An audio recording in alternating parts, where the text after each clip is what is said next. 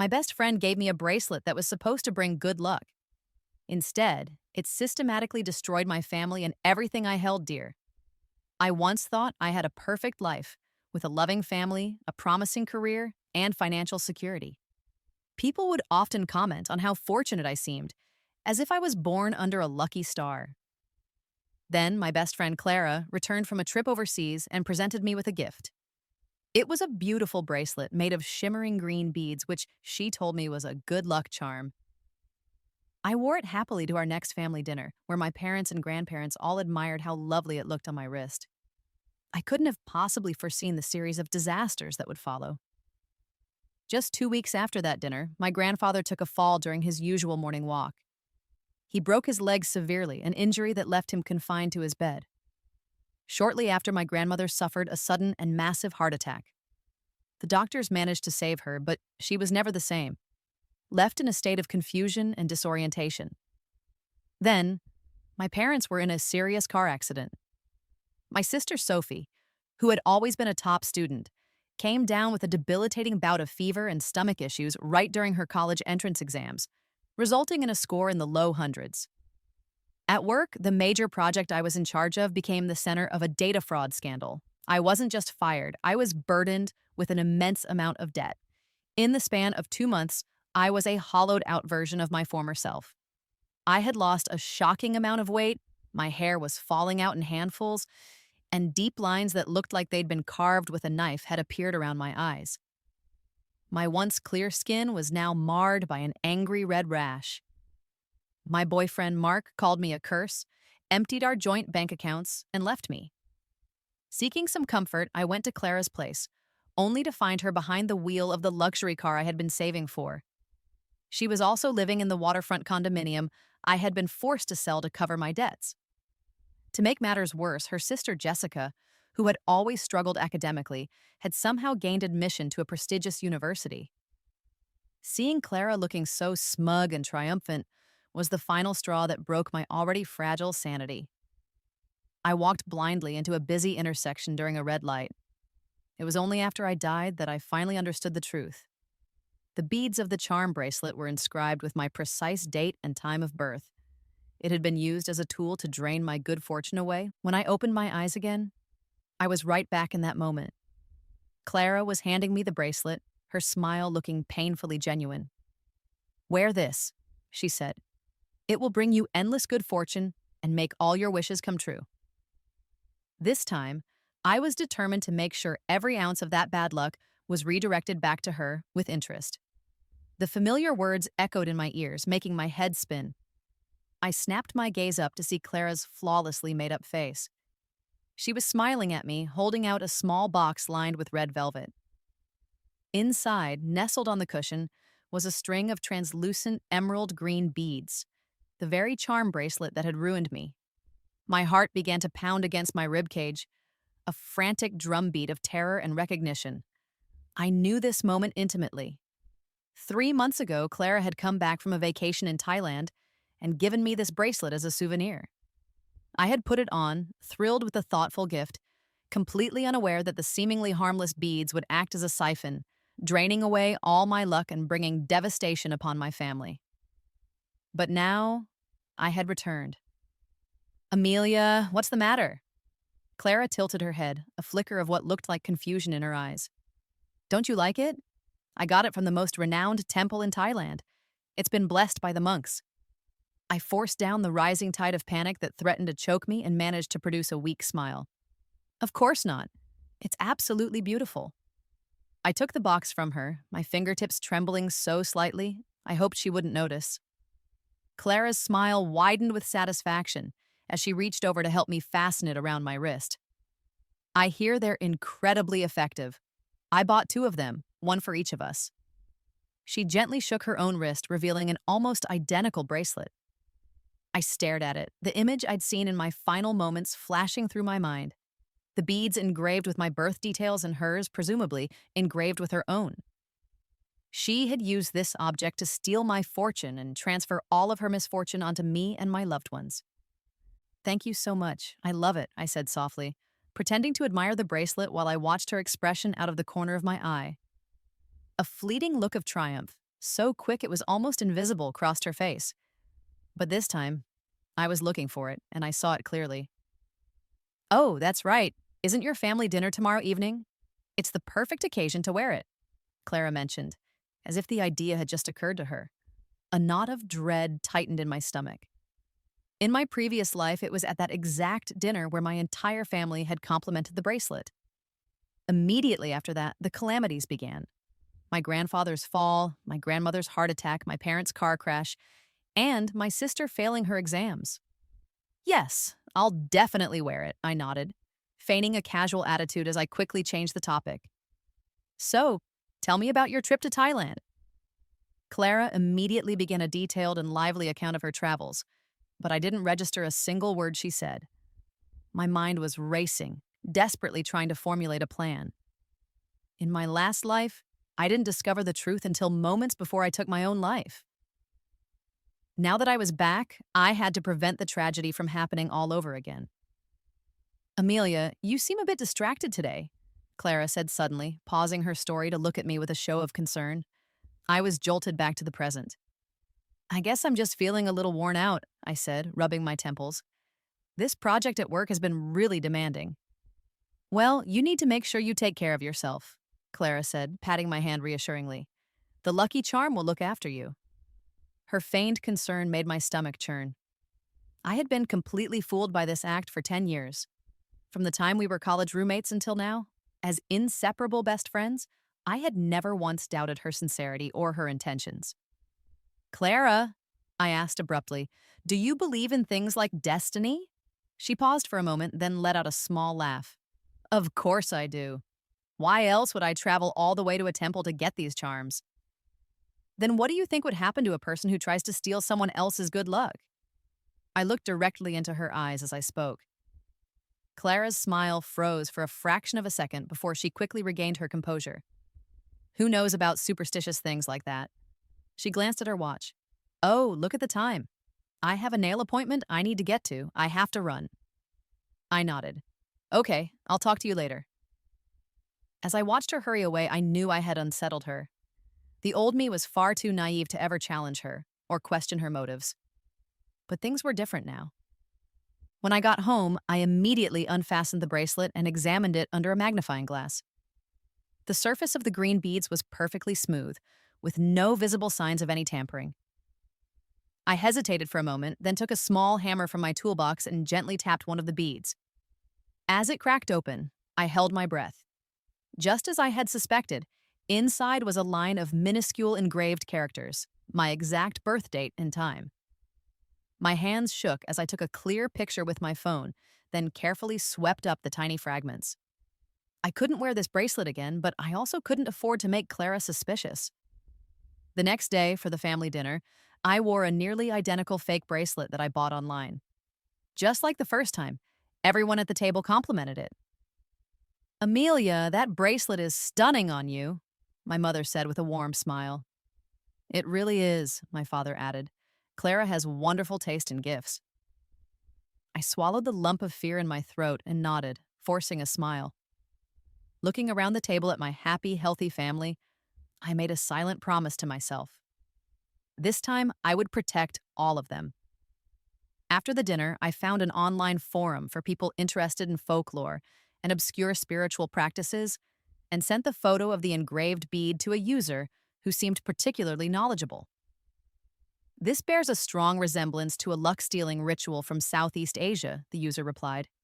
By engraving a person's birth information onto a specially prepared object, one can siphon their good fortune through a specific ceremony. My fingers hovered over the keyboard for a long time before I typed my next question. Is there any way to reverse it? You would have to find the person who performed the ritual, or go to the source to break the spell, came the reply. This kind of negative energy work often has a powerful backlash, so the one who casts it usually has protective measures in place. I closed my laptop and stared out the window into the dark night. Clara, my best friend for a decade. I had treated her like a sister. Why would she do something so cruel to me? Just then, my phone buzzed with a new message. It was from Clara. Amelia, how are you liking the bracelet? Feeling any luckier yet? I let out a cold, humorless laugh and typed back my reply. It's incredible. Things at work went so smoothly today. That's wonderful. Remember to wear it all the time, she responded. Don't even take it off when you shower. I stared at the message. She had said the exact same thing to me in my past life. Looking back on it now, her insistence was clearly driven by the fear that the charm would lose its effectiveness if I took it off. Over the next few days, I made sure to wear the fake bracelet whenever I was out in public, while I secretly began to investigate Clara. I hired a private investigator who discovered that she had been in frequent contact with a phone number in Thailand and had made several large wire transfers to an overseas bank account. What was even more shocking was that Clara's sister, Jessica, the one who had gotten into a top university as a result of my family's string of misfortunes, had recently taken a leave of absence from her studies to travel to Thailand. It all seemed like too much to be a coincidence. A week later, Clara invited me out to dinner. I made sure to arrive early, and while in the restaurant's restroom, I saw something that made my blood run cold. Clara was adjusting her own charm bracelet, and for a brief moment, I could clearly see that one of the beads was open, revealing her own birth information engraved inside. She looked up, saw my reflection in the mirror, and hastily pulled her sleeve down. Amelia, you're here. Yeah, I just got here, I said, pretending I hadn't seen anything, but my mind was reeling.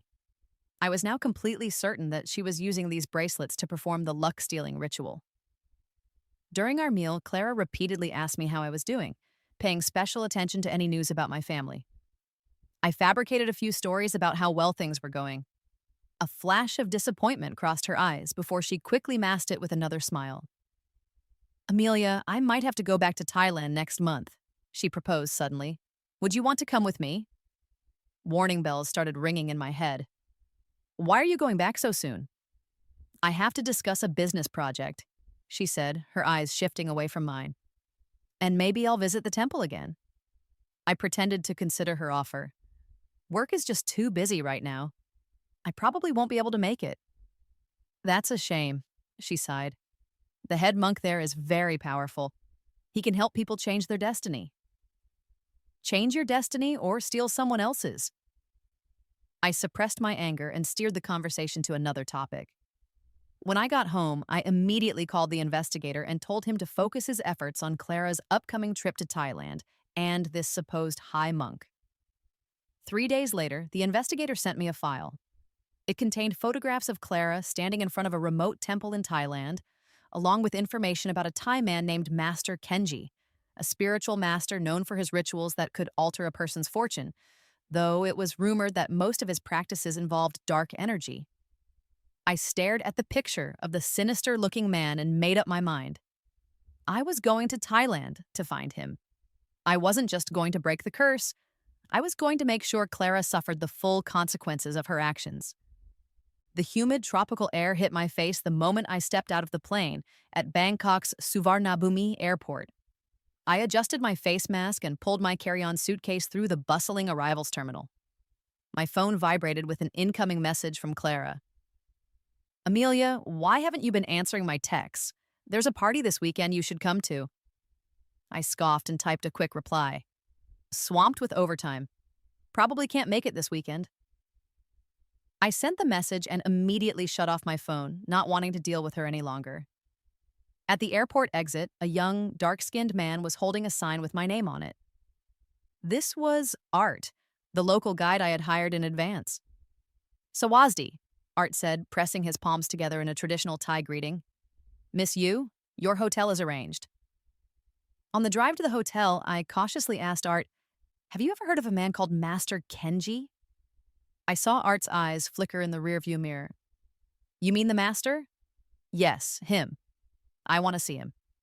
Art swallowed hard. Miss Yu, that is not really a place for tourists. Master Kenji is not a normal monk.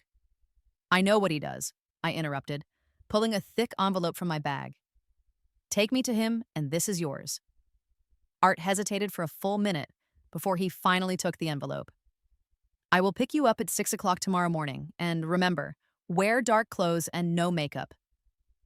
The air conditioner in my hotel room hummed quietly.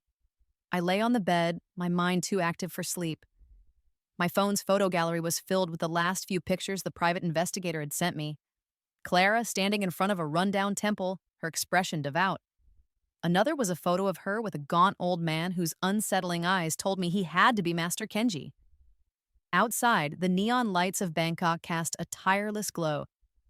I rubbed the fake charm bracelet on my wrist, my thoughts drifting back to the moments just before my death in my previous life. Clara, living in my waterfront condo, driving the car of my dreams while her sister attended the elite university that should have belonged to my sister. This time it's your turn, Clara, I whispered into the quiet room. At 5 in the morning, before the sun had risen, Art knocked on my door. I was already dressed as he had instructed, in a black tracksuit with my face free of makeup. As we drove out of downtown Bangkok, the roads became progressively narrower, and modern skyscrapers were replaced by low, humble shacks. Art's expression grew more and more tense. "Miss you," he said suddenly. "No matter what you see later, do not act surprised. Master Kenji does not like impolite guests." I nodded, my heart beginning to pound. An hour later, the car came to a stop in front of a dilapidated temple. It was less a temple and more of a crude shack, with faded prayer flags hanging by the entrance and a strange foul smell lingering in the air. Art went to the door and knocked, speaking a few quiet words in Thai. The wooden door creaked open, revealing a wrinkled face. It was Master Kenji from the photograph. He was smaller and thinner in person, but his eyes burned with a frightening intensity, like two ghostly lights. He looked me up and down, then spoke in broken English. "You have the smell of a curse on you." I flinched, shocked that he knew instantly. Art tactfully retreated to a safe distance. Master Kenji motioned for me to follow him inside. The room was dim, its altar covered with bizarre statues and jars. In one corner was a pile of dried, unidentifiable objects. "Sit," he said, pointing to a straw mat on the floor. Fighting back my revulsion, I sat down and got straight to the point. "Someone used a charm bracelet to steal my good fortune." Master Kenji grinned, revealing yellowed teeth. "I know, I made that bracelet." I clenched my fists, my nails digging into my palms. "Why did you help her hurt me?"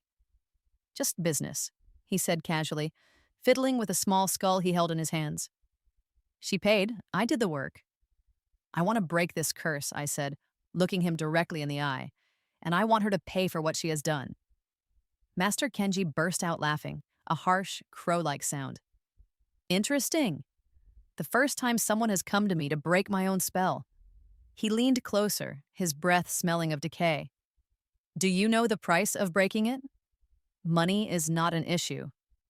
"It is not about money," he said, shaking his head. "Once this kind of spell is broken, the backlash is severe. Your friend could die." I was silent for a moment. The images of my family's ruin flashed through my mind. I heard my own voice say, "She deserves it." Master Kenji narrowed his eyes. "I like your determination." He stood up and took a wooden box from underneath the altar. "To break the curse, you need 3 things: your blood, her hair, and a sincere heart." "A sincere heart?"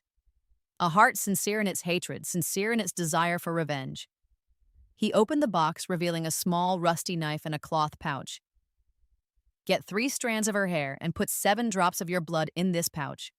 On the night of the full moon, burn the pouch and your lucky charm bracelet together." I took the box. "Is that all?" "No, that is just the beginning," Master Kenji said with a sinister smile. "The real ritual requires more ingredients. Are you sure you want to do this? Once you start, there is no turning back." I nodded without any hesitation. "I'm sure." When I left the temple, Art looked at me with a mixture of fear and respect. On the way back to the hotel, he kept trying to say something. "Just say what's on your mind," I said, leaning back in my seat, feeling exhausted. "Miss you?" Art stammered. "Did Master Kenji give you something? That kind of thing? It is very dangerous." I clutched the wooden box in my lap. "Compared to what has already happened to me, this is nothing." Back at the hotel, I immediately contacted the private investigator back home and instructed him to get me a sample of Clara's hair. Then, I opened my laptop and started researching Thai spiritual practices. The more I read, the more horrified I became. The charm bracelet was just the most basic form of luck stealing. More vicious spells could lead to a family's complete destruction, just like the accidents that had happened to my family in my past life. That evening, the investigator sent a message. Hair sample acquired. How do you want it delivered? I replied, hide it under the flower pot outside my apartment door. I will get it when I am back. My phone vibrated again. It was a call from Clara. I took a deep breath and answered. Amelia, you finally answered. Her voice was filled with her usual fake concern. Where have you been? I was so worried. I was on a business trip. I forgot to tell you, I said, forcing my tone to sound normal. Oh, I see. She paused. By the way, are you still wearing the bracelet? Of course, you said never to take it off, I replied, looking at the fake bracelet on my wrist and smirking. Good. Her voice sounded audibly relieved. We have to get together when you get back. After hanging up, I stood at the floor-to-ceiling window, looking out at the Bangkok skyline. Clara must think her plan is foolproof, but she has no idea that I already have the weapon to fight back. The next day, I went to Bangkok's largest market for Buddhist amulets and bought some ordinary charms and talismans as a cover. On the way back to the hotel, I passed an antique shop with all sorts of old trinkets displayed in the window. Suddenly, a necklace caught my eye. A silver chain with a dark red bead made of a material similar to my charm bracelet. The shop owner was an elderly Chinese woman. Seeing my interest, she spoke to me in Mandarin. Young lady, you have a good eye. This is an old piece. It has some history. What is this made of? I asked, pointing to the red bead. Blood amber. It is very rare, the old woman said in a low voice. They say it has special powers to protect you. An idea sparked in my mind. Can I see it? The old woman handed me the necklace. The moment the bead touched my skin, the fake charm bracelet on my wrist suddenly became scorching hot. I almost cried out in pain. What is wrong? The owner asked, confused. Nothing, I said, forcing myself to stay calm. I'll take it. After paying, I quickly left the shop. Once I was somewhere private, I examined the blood amber bead closely. I could see faint, tiny patterns inside, like some kind of script. Could this also be a magical artifact? Back at the hotel, I tried placing the blood amber bead next to the wooden box from Master Kenji. Something strange happened. The box began to vibrate slightly, and the small knife inside let out a faint humming sound. I stumbled back a few steps. This bead was no ordinary antique. My phone rang. It was a notification from the airline. My return flight was scheduled for noon tomorrow. Looking at the souvenirs laid out on my bed, I felt a mix of anticipation and fear. Anticipation for the revenge that was to come, and fear of the unknown power I now held. But no matter what, the game had begun. And this time, I would not be the one to lose. The moment my plane landed and I switched my phone back on, it was flooded with over a dozen messages. Most of them were from Clara, her tone shifting from concerned to anxious. Amelia, where on earth are you? Call me when you get this. The office said you took time off. Is everything okay? The last message had been sent 2 hours ago. I'm at your apartment. It's urgent. I let out a cold laugh and silenced my phone. After collecting my luggage, I went straight to the airport restroom, took the blood amber bead out of my purse, and put it on its thin silver chain around my neck. The cool bead rested against my collarbone, giving me a strange sense of security. On the taxi ride home, I kept replaying Master Kenji's words in my head. Once you start, there is no turning back. The city blurred past the window, the sunlight dappling across my hands. In my last life, I was too naive, and that's how Clara destroyed my family. This time, I wouldn't be so forgiving. The car pulled up to my apartment complex. I pulled my hat down low, scanning the area to make sure no one was watching before I swiped my keycard. The elevator rose to my floor. The second the doors opened, I saw Clara crouched in front of my door. She was dressed in a chic beige suit, her hair perfectly styled. The lucky charm bracelet on her wrist glinted with an eerie green light under the hallway fluorescence. When she heard the elevator, she shot up, her face a mask of worry. Amelia! She ran over, trying to grab my hand. Where have you been? I was worried sick. I took a step back, avoiding her touch. I had to go abroad for something last minute. Clara's smile faltered. Her eyes fell to the new blood amber bead on my neck. Is that necklace new? Yeah, a souvenir, I said, deliberately fiddling with the bead. I saw her pupils contract slightly. It's unique, she said, quickly schooling her expression. By the way, the quarterly meeting is tomorrow. Can I see your presentation beforehand? I can help you look it over. My internal alarm blared. In my last life, it was right before this meeting that my project data was mysteriously leaked, causing me to be publicly humiliated and setting the stage for the later data fraud accusation. No thanks, I've got it covered, I said, pulling out my keys to unlock the door, signaling the conversation was over. But Clara wouldn't let it go. Amelia, you've been acting strange lately. Did something happen? She lowered her voice. Is it the Lucky Charm bracelet? Is there a problem with it? My hand froze on the key. Was she testing me?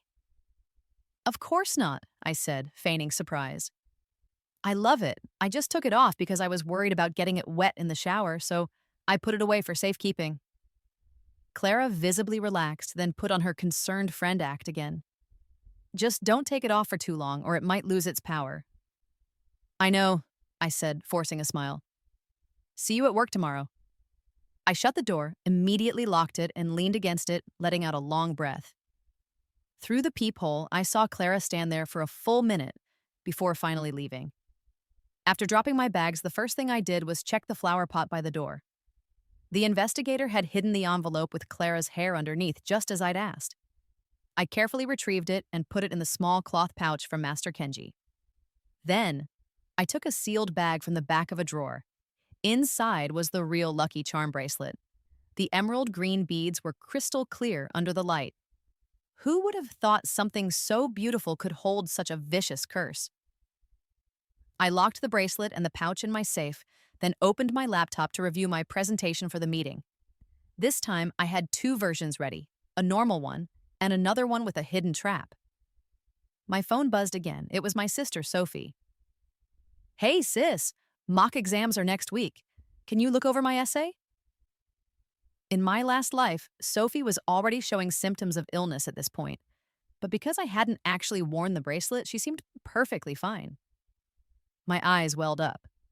Of course, send me a picture. After handling my emails, I took a hot shower.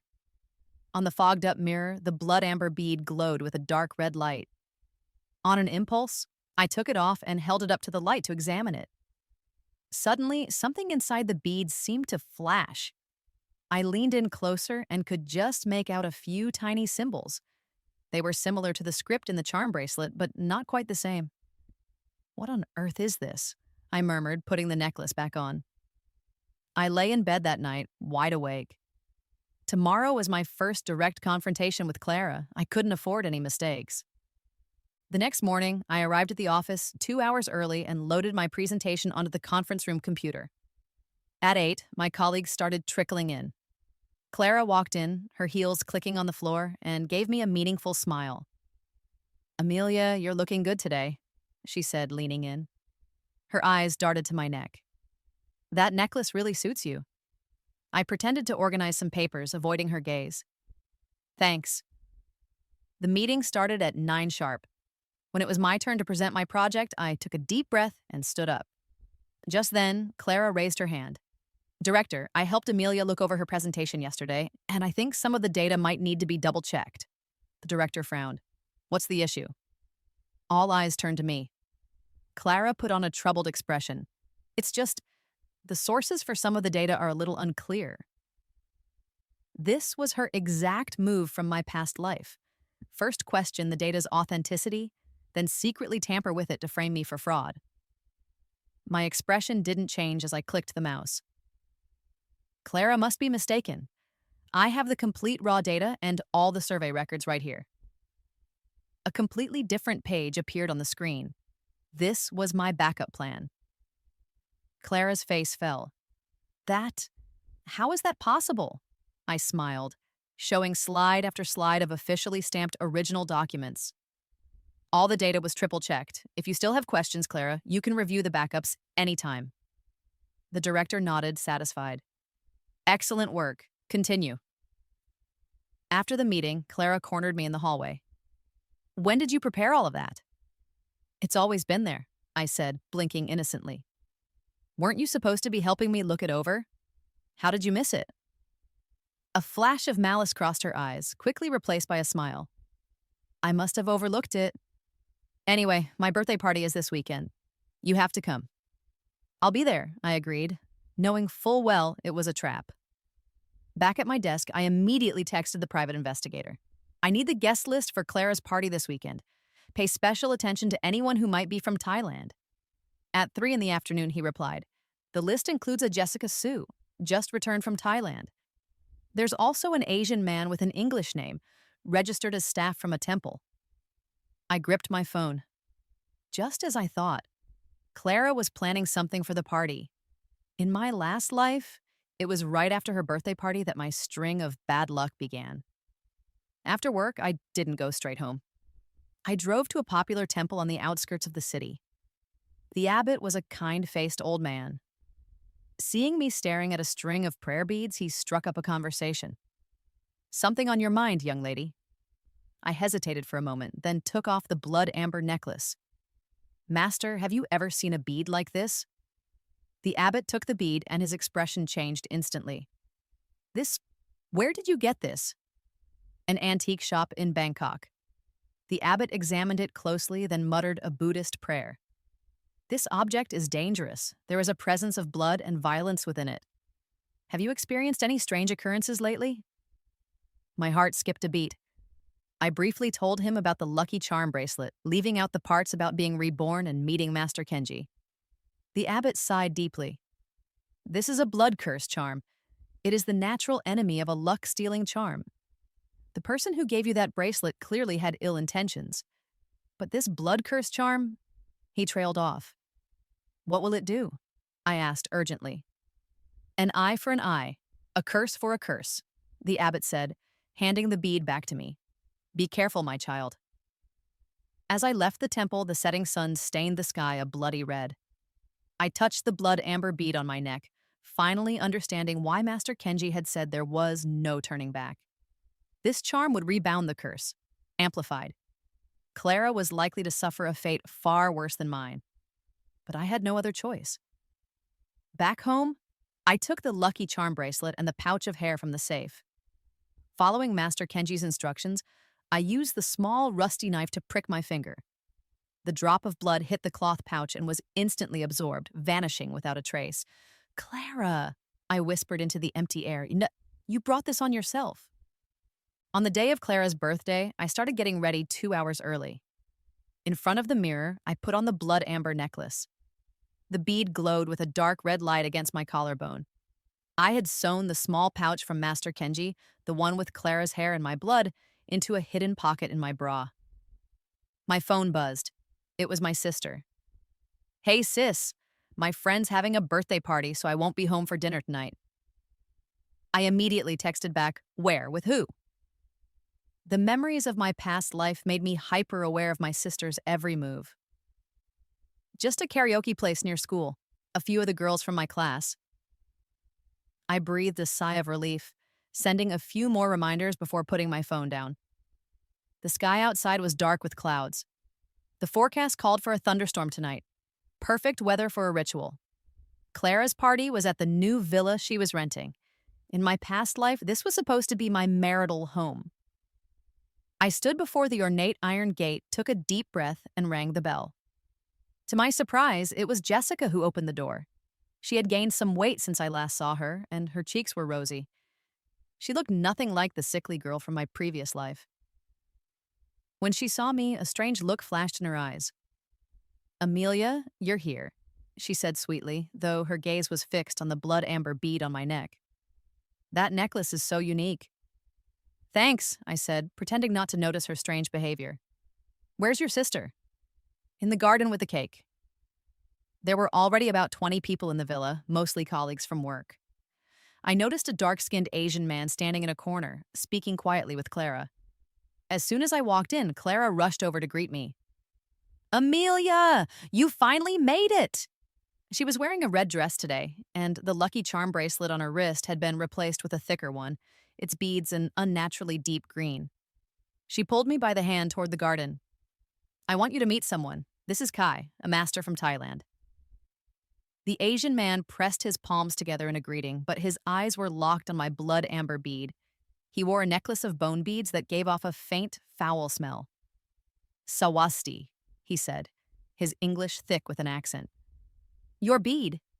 It is very special. I fought back my discomfort and returned the greeting. Thank you. It's just a normal accessory. The master is a famous high monk in Thailand. He came all this way just for my birthday, Clara chimed in.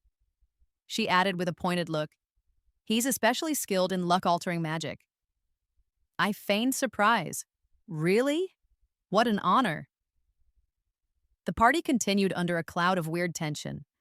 Kai never strayed far from me while Clara was unusually insistent on plying me with drinks. Each time I took a glass, pretended to sip it, and then secretly poured it out. At 8 o'clock, Clara brought out the birthday cake. After everyone sang, she suddenly suggested, I heard there's a total lunar eclipse tonight. Let's go make a wish in the garden. My heart tightened. The night of the full moon.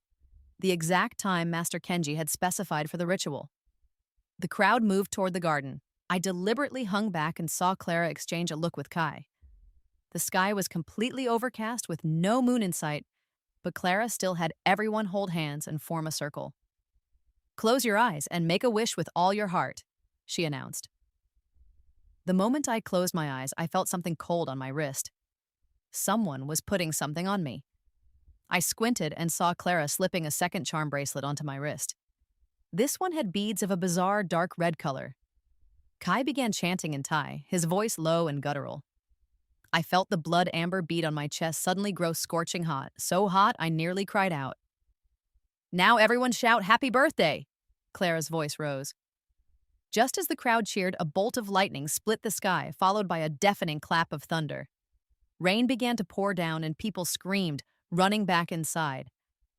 In the chaos, I wrenched my hand free from Clara's, pretended to stumble, and used the opportunity to rip the dark red bracelet off my wrist and stuff it in my bag. This had to be her new gift. I had to figure out what it was. Amelia, are you okay? Clara yelled through the rain. I have to go, I shouted back. I just remembered something urgent. Without waiting for a reply, I sprinted to the parking lot, jumped in my car, and sped away. In the rearview mirror, I saw Clara standing in the downpour, her face dark and menacing. When I got home, I immediately locked the doors and windows and took out the dark red charm bracelet. Under my desk lamp, I could see a thread of black material inside each bead, like dried blood. I put on a pair of rubber gloves and carefully pried one of the beads open with tweezers. Inside was a tiny sliver of a fingernail. Fighting back a wave of nausea, I checked another bead and found a strand of hair, the color almost identical to mine. What kind of dark magic is this? I whispered, my hands trembling as I took pictures and sent them to Master Kenji. Less than 5 minutes later, a video call request came from him. On the screen, he looked even more haggard than before, but his eyes were frighteningly bright. Where did you get this? He asked in his broken English. I quickly explained what had happened at the party. Master Kenji's expression grew grimmer and grimmer. This is a blood curse charm, far more vicious than the luck-stealing one, he hissed. Using your nails and hair, it can slowly drain your life force. A chill went down my spine. And Kai? My former student, a traitor, Master Kenji said, his eyes flashing with hatred. He specializes in black magic, 100 times more ruthless than me. What do I do now? I clutched the blood amber bead. Tonight is the full moon. Master Kenji was silent for a moment. Do you have her hair and your blood? Yes. Then proceed with the original plan, he said, a grim smile spreading across his face. At the peak of the full moon, burn the luck-stealing bracelet and the pouch together, but remember, this time you must add a piece of her fingernail. My heart sank. I can't get her fingernail. You have it, Master Kenji said, his gaze fixed on the blood curse bracelet in my hand. That charm has your nail in it, so it must have hers too. The caster must use a part of their own body as a catalyst.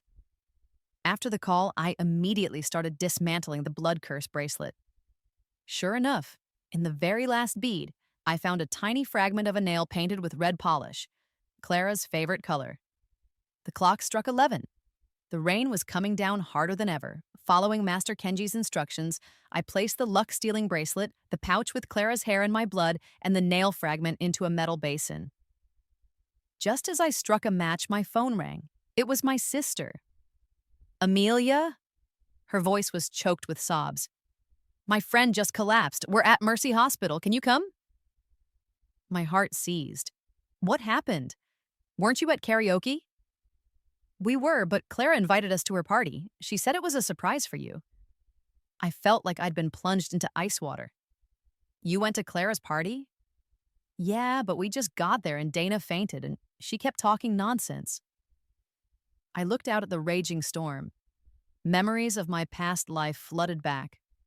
My sister had collapsed at a party in a similar accident, which led to the persistent fever and illness that ruined her exams. I'm on my way, I said, hanging up. I glanced at the basin, gritted my teeth, and lit the contents on fire. The moment the flames shot up, a bolt of lightning tore across the sky, illuminating the entire room. In the fire's glow, I thought I heard a distant scream. Without waiting for the ashes to cool, I grabbed my car keys and ran out the door. Rain lashed against the windshield, the wipers swiping frantically but barely clearing my vision. I gripped the steering wheel, the blood amber bead burning against my chest like a hot coal. The emergency room was a blaze of lights. I burst in, drenched, and saw my sister sitting alone on a bench, her face pale. Sophie! I ran over and hugged her. Where's your friend? She's in there. They're working on her, Sophie said, her voice trembling as she pointed to a room. She kept saying she was cold and seeing shadows. That's when I noticed a strange bracelet on Sophie's wrist, a few wooden beads strung on a red cord looking completely ordinary. Where did you get this? I demanded. My tone scared her. Clara gave it to me. She said it would keep me safe. I ripped the bracelet off her wrist and the wooden beads scattered across the floor. One of them had cracked open, revealing a black powder inside. Ah, Sophie suddenly clutched her stomach. It hurts. I frantically pressed the nurse's call button and dialed Clara's number. The phone rang for a long time before she answered.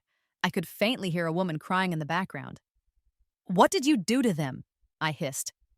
Clara's laugh came through the phone, sounding more horrible than a sob. What's wrong, Amelia? So angry. My sister is in the hospital and her friend is fighting for her life, I seethed. If anything happens to them, I swear I will make you pay. That's strange, Clara said lightly. My birthday cake just caught on fire. I almost burned my hand. I remembered the ritual burning in my apartment. Had the backlash already started? A nurse rushed over and wheeled Sophie into an exam room. I collapsed onto a bench and pulled out the blood amber bead. The once dark red gem was now a vibrant blood red, and the script inside was clearly visible, almost pulsing with life. The ER door opened and a doctor came out. Who's here for Dana Lynn? I stood up. I'm her sister's friend. Her parents are on their way. The doctor's face was grave. The patient's condition is very strange. All her vitals are normal, but she's unconscious and delirious. We need to run more tests. I thanked him and sat back down. My phone buzzed again. It was a message from Art in Thailand. Miss Yu, Master Kenji told me to tell you the ritual has started, but be careful of a counterattack. I was about to reply when I heard a familiar sound from the end of the hall, the click of high heels on the linoleum floor. I looked up and saw Clara walking toward me in her red dress, the lucky charm on her wrist glowing with an eerie green light under the harsh hospital fluorescence. Amelia, she said with a sweet smile. I heard Sophie wasn't feeling well, so I came to see her. I stood in front of the exam room door. You're not welcome here. Clara tilted her head, her eyes as cold as a snake's. That hurts. I even brought a gift. She took a small box out of her purse. A special talisman, just for Sophie. I slapped the box out of her hand. Enough! I've seen through your games. The box hit the floor and popped open. A few black pills rolled out, emitting a pungent foul odor. A passing nurse frowned at us. Ma'am, please don't throw things in the hospital. Clara bent down, picked up the pills, and whispered in my ear, You think burning the bracelet means you've won? You're so naive. Her breath was hot against my skin. The game has just begun. She turned and walked away, the sound of her heels echoing down the hall. I stood frozen, the blood amber bead on my chest so hot it felt like it was about to burn through my skin. The doctor came out just then. Miss Yu, your sister needs to be admitted for observation. We found an unknown toxin in her blood. I stared in the direction Clara had gone and clenched the blood amber bead. Doctor, can you test this for me? The doctor took the bead, confused. What is it? It might be the source of the poison. Looking skeptical, the doctor took the bead to the lab. I sat by my sister's bedside, looking at her pale face, and the rage inside me burned hotter than ever. Clara, since you insist on playing this game, I'll be happy to see it through to the end. The lights in the hospital hallway flickered. I had been by my sister's bedside for 6 hours. The doctor still hadn't returned the blood amber bead, and Sophie's condition hadn't improved. She had stopped crying out in pain and had fallen into a strange, deep sleep. At 3 in the morning, the door to her room creaked open. I looked up sharply to see the doctor holding a sealed evidence bag. Inside was my blood amber bead. The test results are unusual, the doctor said, pushing up his glasses. The surface of this bead contains an organic toxin we've never seen before. It's similar to the compound in your sister's blood, but at a much higher concentration. I took the bag. Is it life-threatening? We're not sure yet, the doctor hesitated. What's stranger is that during testing, the bead's temperature rose abnormally high. It even melted some of our equipment. I clutched the bag, feeling the bead's warmth through the plastic. Is there an antidote? We're consulting with toxicology experts, the doctor said, glancing at my sleeping sister. Your sister's condition is stable for now, but the other girl... What about Dana? I asked, my heart sinking. She's showing signs of organ failure, the doctor said in a low voice. We suspect she was exposed to a much larger dose of the toxin. I immediately thought of the wooden bead bracelet I'd ripped from Sophie's wrist. Dana must have come into direct contact with the black powder inside. Clara, you monster. After the doctor left, I took the slightly warm blood amber bead out of the bag and put it back on. Strangely, it was no longer burning hot. Instead, a comfortable warmth spread from it as if it were trying to soothe me. Outside, the sky was beginning to lighten. I turned on my phone and saw a dozen missed calls, all from the private investigator. The latest text read, Urgent. Clara was rushed to the hospital this morning with a sudden illness. I immediately called him back. The PI's voice was buzzing with excitement. Miss Yu, the target collapsed at home this morning and was taken to Mercy General. My source at the hospital says she's suffering from unexplained internal bleeding, and the weirdest part is, what is it? I pressed. The bracelet she was wearing on her wrist. When the doctors tried to take it off for examination, they found the beads have grown into her flesh. I gasped. Was this the backlash Master Kenji had warned me about? After hanging up, I looked at my sleeping sister and decided to take a risk. I had to go to Mercy General and see for myself. Before I left, I scribbled a note and left it on Sophie's nightstand. Sis, have to run an errand. Be back soon. If you feel sick at all, press the call button immediately. Mercy General was even busier in the morning than at night. I wore a mask and a hat, blending in with the crowd of visitors. According to the PI, Clara was in the VIP wing on the 8th floor. The elevator doors had just opened when I heard a blood-curdling scream. A crowd of doctors and nurses was gathered outside a room at the end of the hall. Someone was shouting, "Hold her down, increase the sedative." I crept closer, peering through a gap in the crowd to see what was happening inside. Clara was being held down on the bed by 4 male orderlies. She was struggling wildly. The Lucky Charm bracelet on her wrist had turned a dark, sickly black. Just as the PI had said, the beads were partially embedded in her skin, the surrounding flesh festering and oozing pus. "No! Get it off me! It's eating me!" Clara shrieked, her voice nothing like its usual sweet tone. A doctor tried to grasp one of the beads with a pair of forceps, but Clara let out an inhuman howl, broke free from the orderlies, and slammed her head against the wall. Blood gushed from her forehead, but she seemed not to feel the pain, continuing to slam her wrist against the wall. "Quick! Restrain her!" the doctor yelled. I backed away, my heart pounding like a drum. Was this the power of the curse's backlash? I touched the blood amber bead on my chest. It vibrated slightly, as if responding to my thoughts. "Amelia," a voice came from behind me. I froze, then turned to see Jessica standing by the elevator, holding a bag of breakfast. She looked much worse than last night, her eyes red and swollen, as if she'd been crying all night. What? What are you doing here?" she stammered. "Are you here to see my sister?" I quickly composed myself. "I heard she was sick, so I came to check on her." Jessica's expression suddenly turned venomous. "You did this, didn't you?" she said, taking a step closer. "Ever since you started wearing that red necklace, everything's gone wrong." I instinctively covered the blood amber bead. "I don't know what you're talking about." After the party last night, my sister started talking nonsense, saying the beads were biting her. Jessica's voice grew shrill. "When I found her this morning, the bracelet on her wrist had already—" She couldn't finish, bursting into tears. That's when I noticed her right hand was wrapped in a bandage, with faint bloodstains seeping through. "What happened to your hand?" I asked. Jessica jerked her hand back. "None of your business," she glared at me. "I know what you did. Kai said only you can break this curse." My heart jumped. So Kai was definitely working with Clara. "Your sister is just sick. It has nothing to do with me," I said, feigning innocence.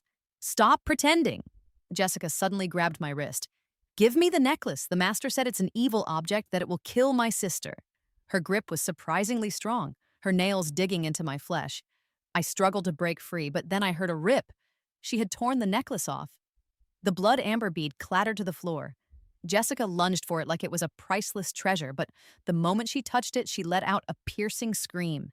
The bead glowed red-hot in her hand, a wisp of smoke rising from it.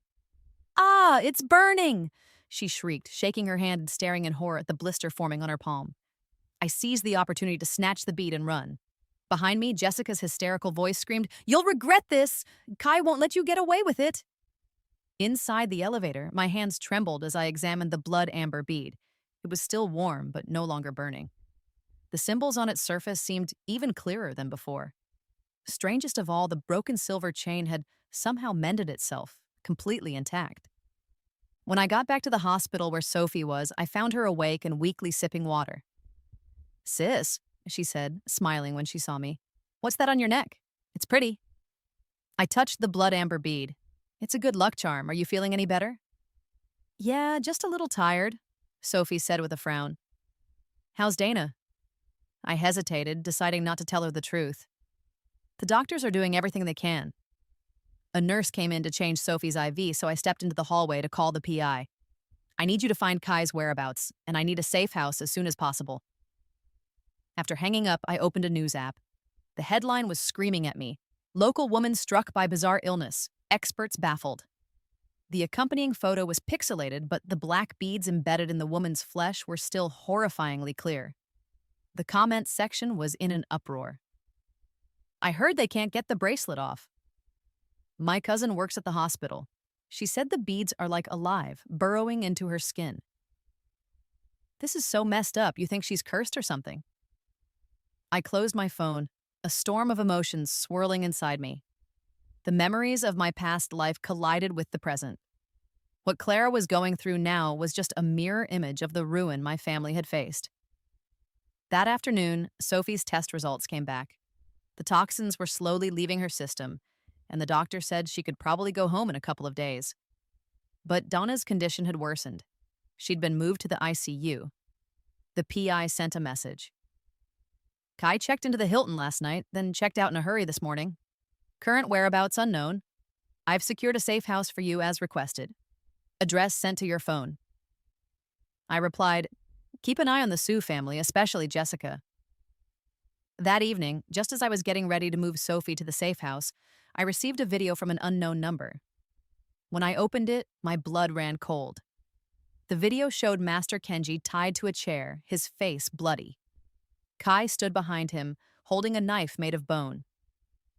"Miss Yu," Kai said in his halting English, "if you don't want to see your sister end up like him, Be at the abandoned factory on the east side of town at midnight.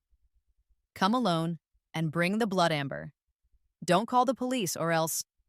The video cut off abruptly. I gripped my phone, my knuckles white.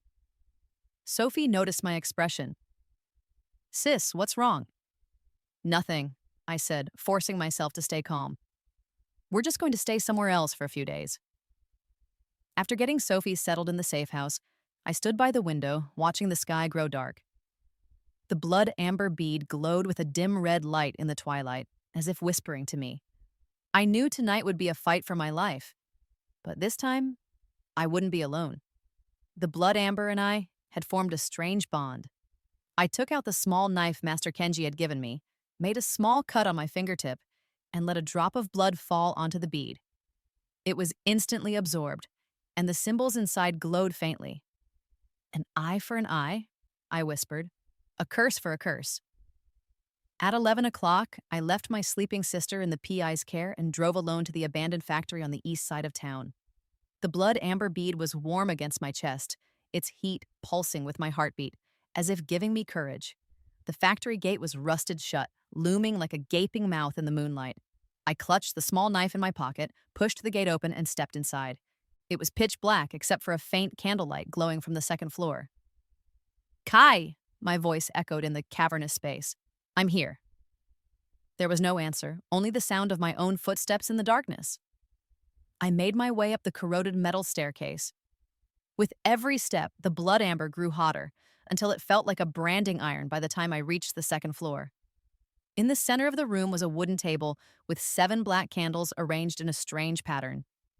Master Kenji was tied to a chair beside it, his face a bloody mess, one eye swollen shut. Master Kenji! I rushed forward, only to be thrown back by an invisible force, landing hard on the floor. Don't waste your energy, Kai's voice emerged from the shadows. He won't live to see the morning. He stepped out of the darkness, dressed in black robes, his neck draped with bone trinkets. Unlike the last time I saw him, his eyes were bloodshot, and there were fresh bloodstains at the corner of his mouth. Let him go! I scrambled to my feet. I have the blood amber you want. Kai's eyes fixed greedily on the bead at my chest. A smart girl. But do you really think I'd believe you'd just hand it over? He snapped his fingers, and more black candles around us suddenly lit up, forming a bizarre circle that trapped me and Master Kenji inside. In the flickering light, I saw the floor was covered in red symbols, the air thick with the smell of blood. A blood ritual. Master Kenji whispered weakly. Go. He doesn't want the bead. He wants you. Kai laughed. Still so chatty, my old master. He turned to me. That's right, Miss Yu. The blood amber has chosen you. The only way I can use it again is to kill you. I took a step back, and the blood amber began to vibrate violently. What did you do to my sister? That little girl? Kai sneered. The poison in her system was just an appetizer. Once I have the blood amber, she's next. Rage erupted inside me. I whipped out the small knife, sliced my palm open, and let my blood pour onto the bead. Then let's see who dies first. The moment my blood touched it, the bead exploded with a blinding red light. Kai screamed, covering his eyes, like impossible! How could it choose you as its master?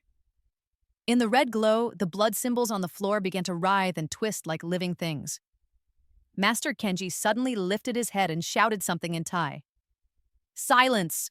Kai lunged at Master Kenji, the bone knife in his hand aimed straight for his heart. In that split second, the blood amber shot out a beam of red light, striking Kai's wrist. The bone knife clattered to the floor. He howled in pain, clutching his hand as the skin blackened and rotted before my eyes. The backlash. Master Kenji managed a weak smile. You forgot, my student. The blood amber despises those who betray their master. Kai collapsed to his knees, staring in horror as his arm decayed. No, this is impossible. I created it.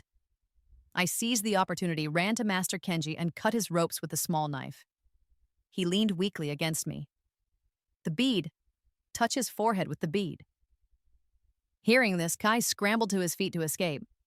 I grabbed a candlestick from the table and threw it at his back. He stumbled and fell. I pounced on him, tore the blood amber from my neck, and pressed it against his forehead. Kai let out an inhuman scream, his body convulsing violently. The blood amber sizzled like a hot iron against his skin, sending up plumes of smoke. Even more terrifying, the bone trinkets on his body began to explode one by one. With each explosion, a cloud of black mist erupted, forming a twisted human face in the air that let out a piercing wail. The people he killed! Master Kenji crawled toward us. The blood amber is setting them free! Kai's screams faded, leaving behind only a shriveled corpse. The blood amber was embedded in his forehead like a third eye. My hands trembled as I removed the bead. It was redder than ever, the symbols inside flowing with a life of their own. Go quickly, Master Kenji coughed. The police are coming. I helped him stumble down the stairs. Just as we reached the door, we heard sirens approaching. We hid in the shadows as police cars swarmed the factory. How did you know they were coming? I whispered. Master Kenji smiled weakly. I called them with Kai's phone. Back in the car, I did my best to clean Master Kenji's wounds. He looked 20 years older than his actual age, but his eyes were clearer than ever. Why did you help me? I asked. To atone, he said, looking back at the factory. I was the one who brought Kai into this life. I share the guilt for the people he killed. I started the car. Where to now? To your sister, Master Kenji said, closing his eyes. Kai's curse isn't fully broken. Your sister and her friend are still in danger. Halfway there, Master Kenji began to cough violently, blood spilling from his lips. I pulled over. Are you okay? He shook his head and pulled a worn notebook from his robes, handing it to me. My book of spells. The counter spell is in here. Hang on, we're almost at the hospital. Master Kenji grabbed my hand. It's no use. Kai put a death curse on me. Listen, there's a soul trapped in the blood amber. You have to release her to break the curse completely. What soul? How do I release her? I asked frantically. On the night of the full moon, use the blood of the one who cast the first spell. Master Kenji's voice grew weaker. Clara, you must use her blood. Before he could finish, his head slumped to the side. He was gone. I shakily checked for a pulse, tears blurring my vision. A police car sped past us. I wiped my eyes and started the car again. This was no time for grief. My sister and Dana were waiting. When I got back to the safe house, Sophie was awake and reading a book. She gasped when she saw me covered in blood. Sis, what happened to you? It's okay, it's not my blood, I said quickly, washing up before opening Master Kenji's notebook. Most of it was in Thai, but a few pages were written in English, detailing the history of the blood amber. The blood amber, the first artifact created by Kai at the age of 20. He used the blood and bone of his first love, Anong, as a catalyst, trapping her soul within the bead, damning her to an eternity without peace. I gasped. Kai had used his own lover's soul to create a magical artifact. I read on. The counterspell. On the night of the full moon, stain the bead with the blood of the original caster and chant the name Anong 3 times. The soul will be released, and the curse will be broken. I checked the calendar on my phone. Tonight was the full moon. Sis, what are you reading? Sophie asked, leaning over curiously. I closed the notebook. Nothing. How are you feeling? Much better, just a little hungry. I realized we hadn't eaten. I was about to order takeout when my phone rang. It was the hospital. Miss Yu, your friend Donda Lin's condition has taken a turn for the worse. The doctors have issued a critical warning. My heart clenched. I'm on my way. After making sure Sophie was okay, I rushed to the hospital. Donna's parents were crying outside her room. The doctor told me her organs were failing rapidly, but they couldn't find a cause. We've done everything we can, he said helplessly. I touched the blood amber on my chest. It was cold as stone. I had to break the curse soon, or Dana wouldn't make it through the night. As I was leaving the hospital, my phone rang again. It was the PI. Miss Yu, Clara has disappeared from the hospital. When? About an hour ago. The security footage shows her just walking out, but she looked like she was sleepwalking. I gripped my phone. Find out where she could have gone. Check any places with a connection to the moon. After hanging up, I looked up at the sky.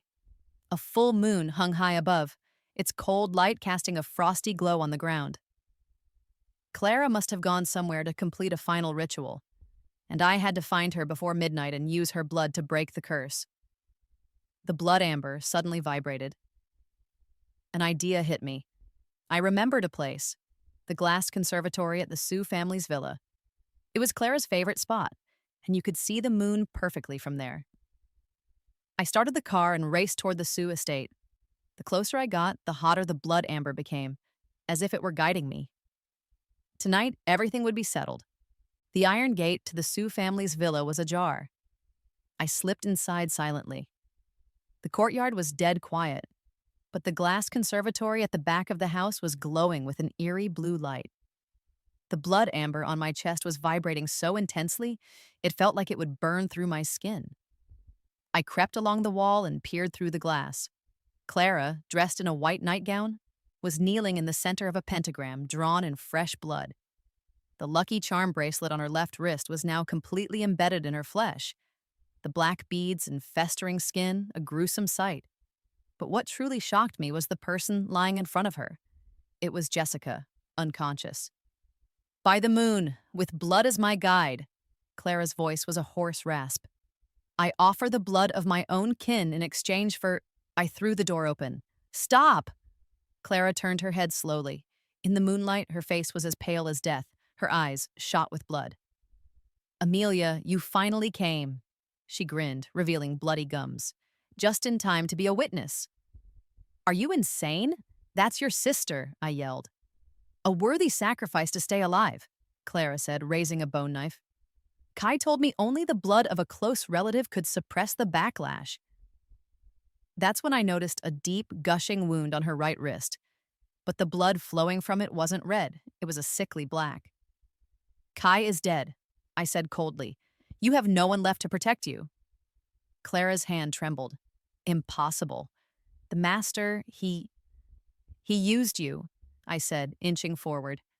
"Stealing my luck was just the beginning. What he really wanted was you and your sister's lives." "You're lying!" Clara shrieked, pressing the bone knife to Jessica's throat. "Stay back. One more step and I'll kill her." I stopped, my hand secretly reaching into my pocket for the small knife Master Kenji had given me. "Why do you hate me so much? We were best friends for 10 years. Clara's eyes filled with venom. "Because you have everything. A good family, talent, friends. Even the guy I had a crush on for 4 years fell for you the second he met you." She laughed hysterically. "Do you have any idea how hard I have to work for the things you get so easily?" I was stunned. I never knew her hatred ran so deep. "So you went to Thailand to find Kai?" "No, he found me." Clara's expression suddenly went vacant. "He said I had a special fate, that I was suited for practicing secret arts. The lucky charm was just the first step." I took another step forward. "What did he use to control you?" "A promise." Clara's knife drooped slightly. "He said if I helped him find a suitable vessel, he would teach me the secret to eternal life." "A vessel? What vessel?" Clara snapped back to reality, pressing the knife to Jessica's throat again. "You're trying to trick me," she sneered. "It doesn't matter. Once the ritual is complete, you'll be silenced forever." She raised the knife, aiming for Jessica's heart. In that split second, I threw my own knife, which spun through the air and embedded itself in her wrist. The bone knife clattered to the floor as Clara let out a piercing scream. I lunged forward, shoved her aside, and grabbed Jessica, running for the door. Behind me, Clara let out an animalistic howl. "You're all going to die!" The temperature in the conservatory plummeted, and frost instantly coated the glass. Clara stood in the center of the pentagram, using her bleeding wrist to draw symbols in the air. As she did, the blood on the floor began to glow, and a foul-smelling black mist seeped from the wound. "With my blood, I summon your soul!" Clara shrieked. "Anong! Appear!" The black mist coalesced into the shape of a woman with long flowing hair and a blurry face. The blood amber suddenly shot out from under my collar, hovering in the air, confronting the mist. "Is that Anong's soul?" I watched in shock. Clara laughed maniacally. "Surprised? Kai taught me how to control the blood amber long ago." The black mist lunged at me, but the blood amber shot out a beam of red light, forcing it back. The two forces clashed in midair, emitting a deafening screech. I used the opportunity to move Jessica to a safe corner and turned to face Clara. Stop this. You have no idea what you're playing with. It's too late, Clara cackled. Anong's soul needs a new vessel, and your sister is the perfect choice. I finally understood her real plan. It wasn't to stop the backlash, it was to turn Jessica into the new Anong. The black mist lunged again, this time swerving around the blood amber and heading straight for me. Just as I thought it was over, the bead erupted in a brilliant red light that illuminated the entire conservatory. From the light, a clear female figure emerged from the bead, a beautiful woman in traditional Thai clothing, her expression sad but gentle. Anong? Clara stared, stunned. No, this is impossible. The figure spoke, her voice ethereal. Miss Sue, Kai deceived you. He wanted your sister's young body to resurrect me. Clara looked like she'd been struck by lightning. What? I never wanted to be resurrected, Anong's soul said sorrowfully. It was Kai's obsession that imprisoned my soul for 20 years. The black mist suddenly went berserk, attacking Anong's soul. The red light from the blood amber began to flicker and fade, as if it couldn't hold on much longer. Use her blood, Anong yelled at me. Only the caster's blood can end this. I snatched the bone knife from the floor and ran at Clara. She tried to dodge, but the blood pentagram she'd drawn trapped her. I grabbed her injured wrist and smeared her blood onto the amber bead. No, Clara screamed, struggling. Anong, I yelled 3 times. Anong! Anong! The blood amber flared with one last brilliant burst of red light. Anong's soul became crystal clear. She smiled at me, then turned to the black mist. Enough. It's time to end this. She opened her arms and embraced the black mist. The two merged, erupting in a blinding white light. All the glass in the conservatory shattered, and moonlight poured in like a waterfall. In the white light, I saw Anong and the black mist dissipate together, turning into tiny specks of light that floated up toward the moon. The blood amber fell to the floor with a thud, its color now a dull, ordinary dark red. Clara collapsed in a pool of blood. The lucky charm beads on her wrist fell off one by one. As they left her body, her skin aged at a terrifying rate. In seconds, she went from a woman in her 20s to an old woman in her 70s. No, no, she wailed, touching her wrinkled face in despair. I picked up the blood amber and found it was now cold to the touch. The symbols inside had vanished. It was just an ordinary amber bead. I heard sirens in the distance. The neighbors must have called the police. I looked at the dying Clara and the unconscious Jessica and dialed 911. 3 days later, in the hospital hallway. Sis, did you see the news? Sophie handed me her phone. Clara was arrested for multiple counts of attempted murder, but the doctors can't explain how she aged overnight. I glanced at the headline. What goes around comes around. Sophie looked curiously at the amber bead on my neck. That necklace has gotten lighter. Because its job is done, I said with a smile. The door to the hospital room opened. Miss Yu, Dinah Lynn is awake, the doctor said. All her vitals are returning to normal. Sophie and I looked at each other and smiled. We walked into the room to see Dana weakly sipping water. When she saw us, she smiled. Sophie. Amelia. How are you feeling? I asked. Like I had a very long nightmare, Dana frowned.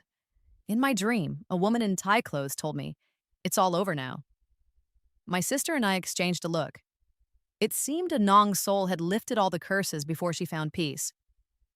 When we left the hospital, the sun was setting. Sophie linked her arm through mine. Sis, what happened to Jessica? I heard she went abroad to recover, I said, looking at the sunset. I hope she can start over. The amber bead on my neck felt slightly warm, as if in agreement.